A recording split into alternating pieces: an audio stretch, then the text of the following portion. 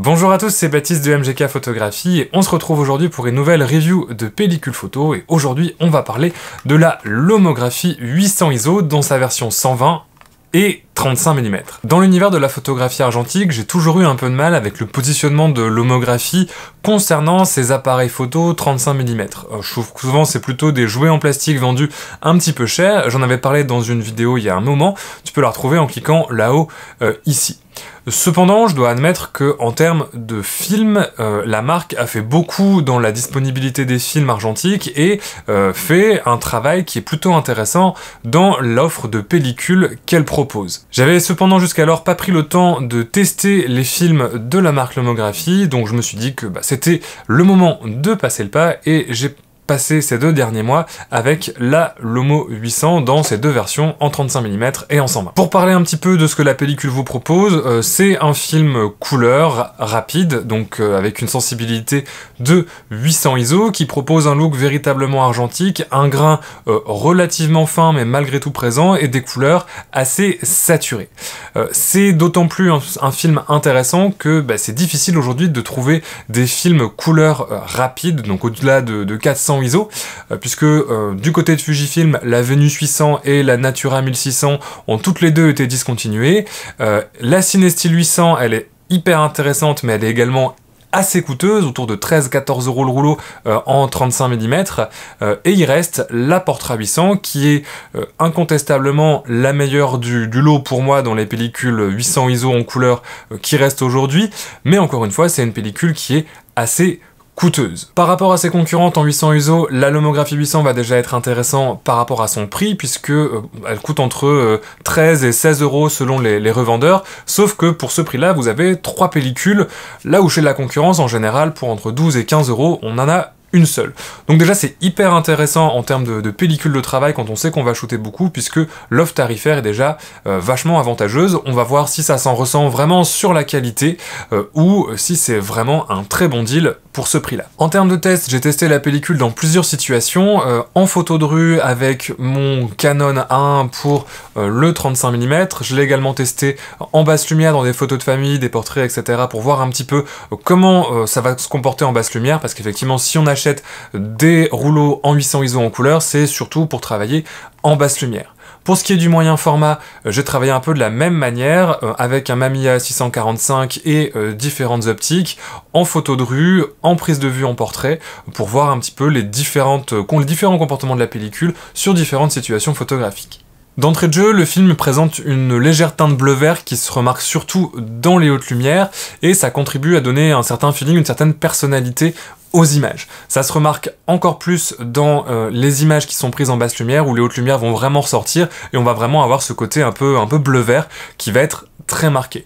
Ça contribue également à faire ressortir les couleurs vives de la palette, comme le rouge par exemple, ça va ressortir beaucoup, et de manière générale, le film présente des couleurs qui sont pas forcément fidèles à la réalité, mais qui sont très saturées et qui ont un feeling très argentique ancien, très argentique vintage, qui est assez intéressant si c'est le rendu qu'on recherche. Pour parler rapidement du grain, en 35 mm, il est vraiment agréable, il est assez peu présent en tout cas pour un film 800 ISO, et en 120 il est encore plus fin, encore plus discret. Il y a juste ce qu'il faut pour donner un petit peu de texture à l'image, pour qu'on se rende compte qu'on est quand même sur une image argentique, mais pour du 800 ISO, c'est vraiment très intéressant et c'est vraiment plutôt des bonnes performances étant donné le prix de la pellicule. En termes de résolution d'image, on a également une bonne netteté dans l'image, une bonne résolution globalement sur l'ensemble du film. C'est vrai en 35 mm et c'est encore plus vrai sur la version 120. Pour moi, le vrai point faible de cette pellicule, ça va être la latitude, notamment par rapport à une Kodak Portra ou des films, ou même une Cinestill. C'est-à-dire que là, dans beaucoup de cas, notamment quand on expose pour les ombres en pleine journée, on va vite avoir les hautes lumières qui vont être brûlées. Sur les portraits que j'ai fait également, il y a des zones qui vont être brûlées alors que j'étais dans des lumières assez neutres et j'ai vraiment exposé correctement mon portrait sans surexposer ni sous-exposer la pellicule. Donc ça c'est pour moi un petit peu le point faible. De la même manière, dès qu'elle va être sous-exposée, elle va vraiment perdre beaucoup dans sa netteté, dans ses couleurs. On va vite avoir un rendu qui est un petit peu boueux et qui va pas forcément être très agréable. Donc c'est vraiment un film qu'il faut exposer à 800 ISO, qui va pas trop aimer des situations très fortes de contraste avec la pleine journée ou de temps ensoleillé. De manière générale, c'est plutôt un film qui est performant dans des journées où il y a une lumière assez douce, où il n'y a pas trop de contraste, où il n'y a pas une forte lumière du jour, et dans des environnements un peu plus sombres. C'est pas vraiment un film que je conseillerais pour de la prise de vue en pleine journée par temps ensoleillé. De mon côté, je conseillerais vraiment la pellicule, que ce soit en 35 mm ou en 120, comme une pellicule de travail pour la photo du quotidien.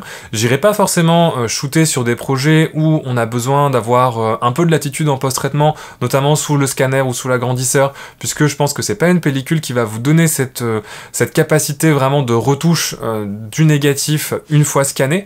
Donc c'est vraiment une pellicule qui a de la personnalité, et ça va être un petit peu, voilà, on la met sous scanner, on la scanne telle quelle, et puis on prend le look tel qu'il est. On va pas forcément avoir autant de latitude que sur un film comme de la Portra. Au-delà de ça, c'est un excellent film pour lancer des projets, pour travailler au quotidien, puisqu'il propose une qualité d'image qui est vraiment très agréable, notamment quand on compare ça au prix de la pellicule, au prix auquel est vendue la pellicule.